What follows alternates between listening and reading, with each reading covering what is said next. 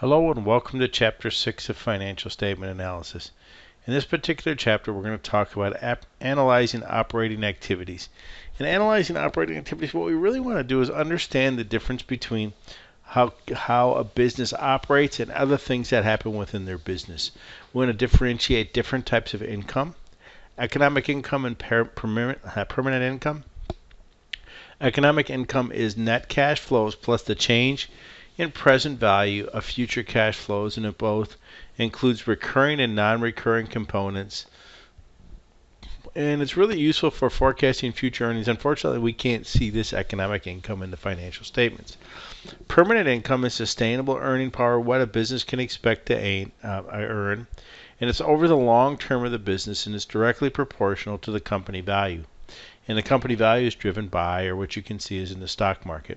And it's based off of accrual accounting, but it suffers from errors based off of accounting distortions. Basically, accounting has to make estimates about what they're doing with numbers, and it's driven by those errors from accountants and accounting estimates. Accounting income is what we really look at, and it's the permanent component, the recurring component of income that we really want to look at, and then there's a transitory or non-recurring component. So that would be like if we were to put this in our own personal terms, that'd be like saying you have a net income every single month, or you have a paycheck every single month, and once a year you get a tax return. And as far as accounting income, it's value irrelevant, and it doesn't really have any relationship to economic income because there's not economic income in that, and because there's accounting distortions in it. How do we measure income? We measure income with revenues or gains. So, and I like to use it called cash in, which is not quite true because you have a accrual-based accounting and you have losses or expenses. That's how you measure accounting income. You're very familiar with this. It's an income statement. And we're going to look at revenues that are earned, but you notice that are expected to recur. If you notice this note on the bottom, and gains are non-recurring. That's the other note on the bottom here. So those are things that are stuff that is coming into the business, but the cash from this bottom one from operations is from non-operations type stuff. So that's a gains. Now losses on the opposite are outflows that continue, are going to be ongoing, and losses that are decreases in the company's net assets. And obviously the same thing, they're non-operations and operations. This is critical because the non-operation stuff typically is viewed as non-recurring, where the operation stuff or the operation things in these is recurring. So you have two different income dimensions, operating versus non-operating. We touched on this, and recurring versus non-recurring. Operating things are things that arise from what the business does in the normal course of their business, and typically they're going to be operating and recurring, and non-operating and not recurring. So we want to separate permanent. The whole idea here is to separate permanent from transitory. Operating and recurring are typically permanent, whereas non-operating and non-recurring typically are not. You have alternative income statement measures. You have net income, which is basically reviewed commonly as the bottom line. But you also have comprehensive income, which includes changes in the equity and non-owner sources. And it's the bottom line income of a measure of income, and it's the accounting's proxy for economic income. Continuing income, you're basically taking out the extraordinary items and the cumulative effects of accounting changes. And sometimes this is obviously erroneously looked at as operating income, which it's not. Core income excludes all non-recurring items from net income. So let's say you were a merchandiser and you sold land that's around your building. Maybe you're Walmart and you buy a bunch of land, and then other people buy that land from you. When the Walmart goes in, that land value goes up. That's a non-recurring item because Walmart's core business is not real estate. Operating versus non-operating. Operating is a measure of a company income is generated from operating activities. The purchase and sale of goods if you are a merchandiser, if you're a real estate person, if you run a real estate business, it's going to be commission. It's going to be the sale of real estate. Purchase and sale of real estate or transactions within real estate. But it's only driven by the operating things that happen. Non-operating stuff might be things that are really non-recurring. They're not going to happen all the time. And it's but really things that maybe businesses will sell off, fixed assets or assets that really they're not going to get income from in a long term, just only in a short term basis. Analysis, we want to look at comprehensive income from a sample company. We're going to look at net income, and then we're going to look at other comprehensive income items. Unrealized holding gain or loss on marketable securities. We touched on that a little bit in the last chapter. Foreign currency translation adjustment, sometimes they call that cumulative translation adjustment. Post-retirement benefit adjustment, and unrealized holding gains of derivative instruments. All these are unrealized gains, but they need to be included in this part of this net income figure. So we have non-recurring items, extraordinary items, discontinued segments, accounting changes, restructuring charges, and special items. We're going to go through a little bit of these non-recurring items. In other words, they don't happen and continue to happen. Criteria, they're unusual in nature, they're infrequent in occurrence, and some examples: uninsured losses from a major casualty, earthquake, hurricane, or tornado. Be careful with this though, because an earthquake, if you're in California, a major casualty loss might not be unusual. So you can't really say that. If you're in Oklahoma, it might be a tornado. If you're in Louisiana, it might be a flood. Now, if I have a flood in Kansas, that's probably a major casualty loss, but these other ones are not. So you got to be careful about that. Don't just think that these are blanket statements. Losses from expropriation.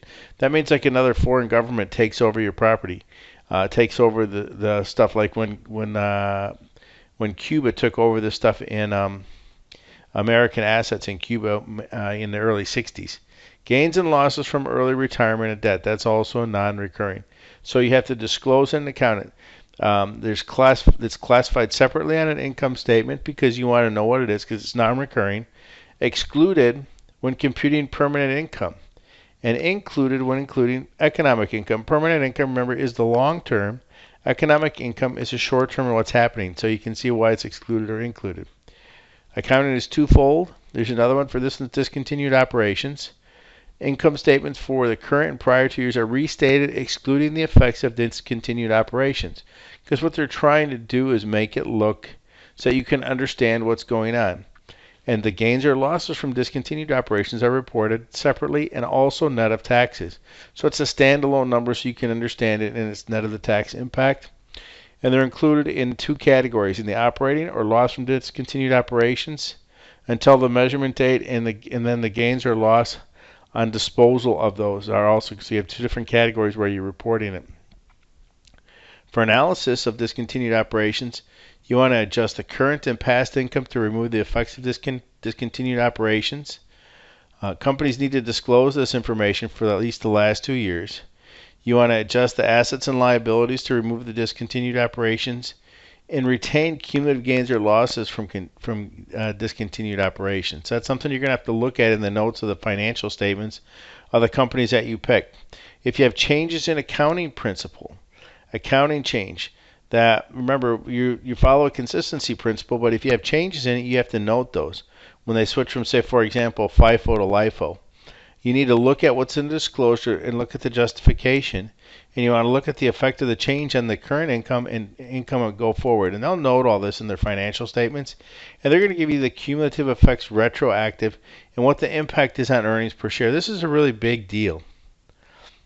The second type of accounting change, it's a change in estimate, involves the underlying estimate, what they're going to do, how are they doing things in different periods. For example, they might change the useful life of different classes of assets. So that's going to have an impact on everything that happens, and they have to disclose what that is. Analyzing these changes, they're cosmetic because none of those are going to have an impact on cash flow. But it allows for businesses to better reflect economic reality, and it might be a way for earnings management. And you say, well, what's a good example of that? Well, if you have periods of rising prices and you are using LIFO, and you change to FIFO, your cost of goods sold is going to be lower, therefore your net income is going to be higher. And you want to look at these, you want to make certain that when you're doing your comparative analysis year over year, that it's an apples to apples. And all these changes both affect economic and permanent income, because economic is really a broader category with permanent falling underneath it. and they need to understand what the impact is on each one of those changes on their financial condition. Special items, transactions that are unusual or infrequent in nature. Changes for analysis. Often there's very not little stuff, little guidance from GAAP. There's economic implications that are very complex. They're very discretionary in nature, and sometimes the target is earnings management. And earnings management still goes back to trying to determine what's happening with the business to try and make the numbers look better or worse for whatever reason. And that's one of the things you'll see. There's two different types: asset impairments, those are write-offs, and restructuring charges. Why are you going to write some of this stuff off? Because you're not going to use it anymore. And a restructuring charge, both of these are very discretionary, and it really boils down to what you can justify with your auditors about what you're going to do. So an asset impairment, you have the decline in demand for an asset output. Maybe you have a piece of technology that is very old and you're never going to use it anymore. That would be an asset impairment. Technological obsolescence. There might be a type of computer system, for example, that you've been using that you're not going to use anymore. Or even some kind of packaging design might have that, and it might be companies that go along with it. If you have a change in company strategy, so where would that impact? What's a good example of that? Well, maybe if you use, for example, Walmart had an example where they built all these little small supermarkets in little communities, and they called them like Marketplace or something like that. Well, what happened is they decided that they had a change in strategy and they no longer wanted to have those. Well, that's an asset impairment for them. How do you account for it? You account for those at lower of cost or market. What's their value? There's no disclosure determination of the amount, and there's no disclosure of the probable impairments, and it's determining how and flexibility and how much and when to write these off. It really just depends, and there's no plan for required for asset disposal. And it's really conservative. It's found the conservative principle for the presentation of the assets. Restructuring charges are a little bit different. Typically, it's going to be a major reorganization of a company, and some of those are things, maybe a company goes bankrupt and they have a big reorganization. They lay off a bunch of people, and one of the things they figure out, for example, in the restructuring charges, how much severance they're going to pay. And if you're not familiar with severance, it's basically pay that you get for leaving the company or for them letting you go, even though the company is still going to be in existence. They're going to give you something like that. Divesting of a business, what it's going to cost. It's another example where they're going to get rid of a certain business unit that they think is no longer profitable, and they think they're going to lose money when they sell it, so they'll do that. If you have specific product lines, worker entrenchment, which is kind of what I talked about, management turnover, same kind of thing. And you'll see this a lot where they have a restructuring charge where they got rid of a lot of the senior management. And then write-off of assets, of investments in assets or technology or manpower. And remember, these two, just like the other ones, are provisions or liability, the estimated cost, and they put them on their income statement, and they put them on the balance sheet, and they expense them over time. They've already expensed all of them in one period, and they're non-recurring, but they expense them all. But over time, these reserves, just like in the last one, might be considered a cookie jar. In other words, when they want to improve the profitability of their company, afterwards they might actually go in and reduce some of these reserves because they've overinflated them in order to give them an opportunity to better play with the profitability of their business. See, these are the same things, and analyzing these. They do that for earnings management. They take special charges. And there's a lot of investors that really don't pay close attention to these because they're non-recurring. And they say, oh, non-recurring, I'm not worried about that. But the recurring and the non-recurring, the line between the two can be blurred very quickly. And managers what they want to try and do is get them from operating to special time charges. Okay, so they don't want them to be in operating income. They would prefer them to be in special charges because then what happens is their operating income can improve.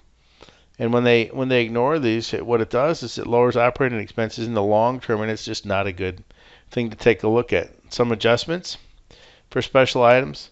Permanent income reflect profitability of a company under normal circumstances. You want to know what it's going to be under normal circumstances. You want to make certain you understand what their income is going to be during their normal operations. Special charges reflect underestimates of past expenses or investments for future profitability. And economic income reflects the effects of equity of all events that occur in the period. Entire amount of special charges is included.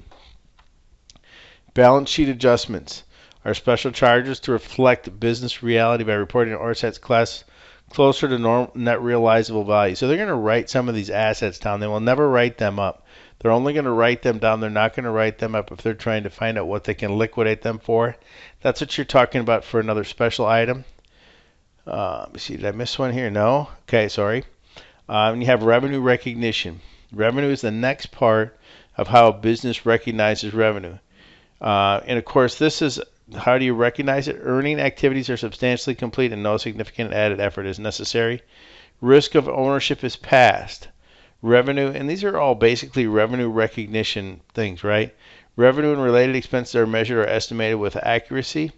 Revenue transactions are at arm's length and with independent party. Transaction is not subject to revocation. In other words, they can't kick it back and say, oh, no, we're not going to take that. Those are all things that are revenue recognition. Some special revenue recognition situations. Revenue when there's a right to return exists. If there's franchise revenues. Franchise, of course, is if you like McDonald's will sell a franchise and they get revenue from their franchisees. Product financing arrangements, that really speaks to leases and that sort of thing. And if you have revenue under contract, percentage of completion, and completed under completed contract method. These are two things as well that might have an impact because there's discretion in these. And unearned revenues as well, because unearned revenue is a liability until it is earned. Think of a magazine subscription or an insurance company. That's why there's some difficulty with insurance companies about doing analysis of their financial statements, is because of the revenue recognition. Revenue is important for company valuation. It's important to look at contractual obligations, and there's also management pressure to increase income. So they might do something called channel stuffing to increase their revenue to improve their profitability. And these bottom two are really interesting. This management compensation and the valuation of stock options. Some businesses are driven by a certain number, or some compensation is set up so that if they hit a certain sales target as a business, that the management of that business is going to get a bonus or it's going to increase their stock options. Analysis must affect whether revenue reflects business reality or not. So you want to take a look at that. Does it really reflect what's going on in the business? And you want to look at revenue recognition. If there's things here down in this bottom part that might impact revenue recognition. You have deferred charges, costs incurred but deferred because they're expected to benefit future periods. Of course, the most obvious one, but it's a little bit not quite the same. But one of the real obvious ones, it's the real obvious ones is depreciation. You buy fixed assets, but these are some of the more non-obvious ones. Research and development, computer software costs, cost to extractive like oil and gas and miscellaneous other. Those are all things that are going to have to be deferred costs. You have accounting for research and development is problematic because if you think about it, let's think it's a drug company. What percentage of the companies that are in a drug company what percentage of the drugs that a drug company does with R&D are actually going to make it to market where you and I are going to buy those drugs, or our doctor is going to prescribe those? Not very many.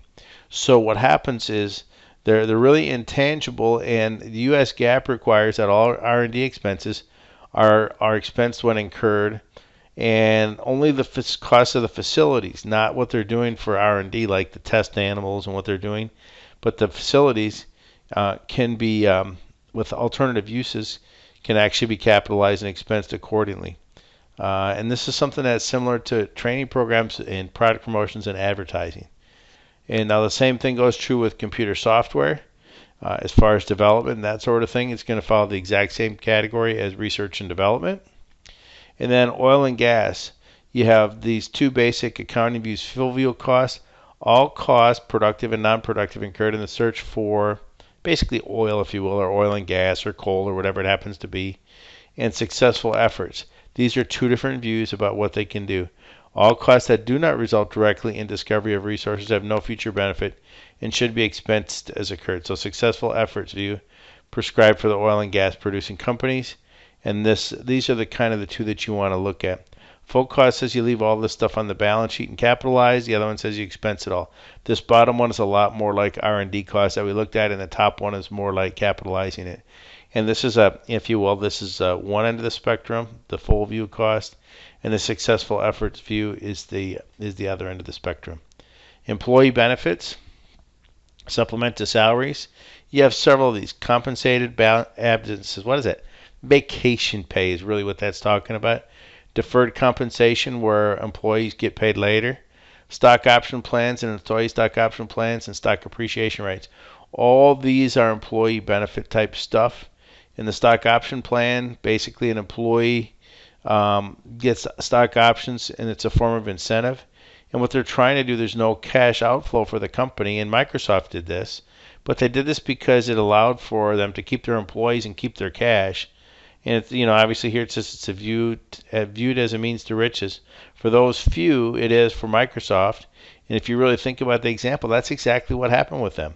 There's a lot of employees that were early on with Microsoft that are now millionaires because they stayed. They might not have made a bunch of money when they were there, but they made a bunch of money afterward. Option facts. Options, employee stock options. They give them an option to buy a stock at a given price. That's the grant price. And if the grant price is higher than if the price is higher than the exercise or grant price, then they're in the money. If it's lower, they're out of the money. So basically, they're making money if let's say the exercise price, the stock price is $40 and the exercise price is $20. They're making $20 a share. Or the reverse. The reverse is also true.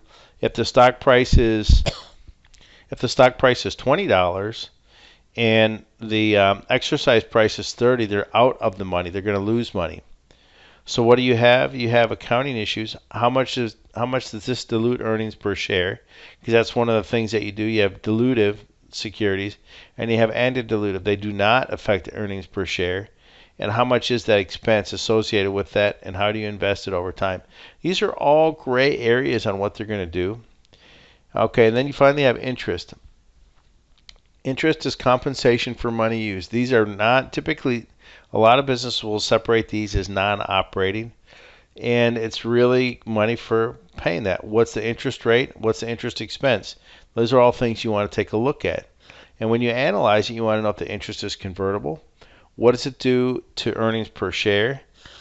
Analysts view interest as a period cost, not capitalizable, and changes in the company borrowing rate by market, not explained by market trends, reveal changes in risk. So what's that really saying? Let me translate this bottom one for you. What it's really saying is if their interest rates have gone up, then it means that probably the market is viewing that company as a higher risk than what it was before. Temporary tax and income and tax differences. Well, you have taxable income versus GAAP financial state income, and there's going to be gaps between those two because they're going to make adjustments for deferred taxes, among other things. So that's what they're going to try and do. If you look at income tax accounting, they're going to look at differences with tax carry forward, which has to do with operating losses and what they can do. And they have a total deferred tax liability, which is a temporary difference, and they compute those on a go-forward basis. And they try and deal with that, and they're trying to use these deferred tax assets as a valuation allowance. So you have financial statement adjustments, and you have present valuing deferred taxes and liabilities, forecasting future cash flows, and analyzing permanent and temporary differences based off of taxes. And you deal with earnings management and earnings quality. That's it for Chapter 6. I look forward to Chapter 7. Have a great day.